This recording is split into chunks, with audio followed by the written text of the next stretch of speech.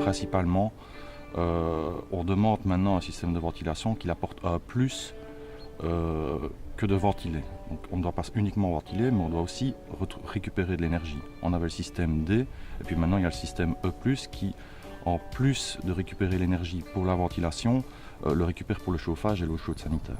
À la base, c'était clair qu'il fallait installer un système de chauffage alternatif à une chaudière traditionnelle au mazout par exemple, ou au gaz. Donc il fallait plutôt aller vers un système de pompe à chaleur, et que par ailleurs le traitement de l'air était aussi important. Et donc c'est l'aspect intégré du système qui a été très intéressant dans ce cas-ci. Le système E+, c'est un concept économe en énergie. La base principale de ce concept, c'est une ventilation à la demande. Et donc le principe de la ventilation à la demande, c'est très simple. L'air frais est amené au sein de l'habitation grâce ou par l'intermédiaire d'aérateurs type invisivant. Et l'air vicié, quant à lui, extrait mécaniquement au niveau de toutes les pièces humides de l'habitation et parfois aussi au niveau des chambres à coucher.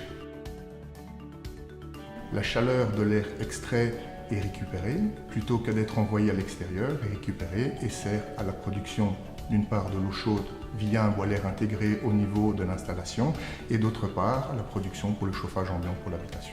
L'architecte nous a proposé ce système-là qui nous a paru très intéressant parce que c'était aussi compact et ça permettait aussi de résoudre certains problèmes sanitaires qu'il peut y avoir avec des ventilations double flux. Le système E+ fonctionne donc en configuration hybride avec une chaudière solo type gaz, basse puissance. Cette dernière n'est activée réellement qu'en cas de besoin important. Donc, tant qu'on a des températures supérieures, je veux dire, qui sont intéressantes à l'extérieur, la pompe à chaleur sera toujours prioritaire. Et lorsque les températures descendent trop basses à l'extérieur, nous aurons à ce moment-là la chaudière qui pourra venir compenser, je veux dire, ou remplacer la pompe à chaleur. C'est un système qui s'intègre dès la conception du projet à la base. Il faut tenir compte de l'espace dans le local technique au niveau de la machinerie. Il faut tenir compte de l'intégration des gaines techniques dans les locaux. Nous avons un mur qui est suffisamment grand qui nous a permis de faire un décalage entre la chaudière et la ventilation pour respecter la norme.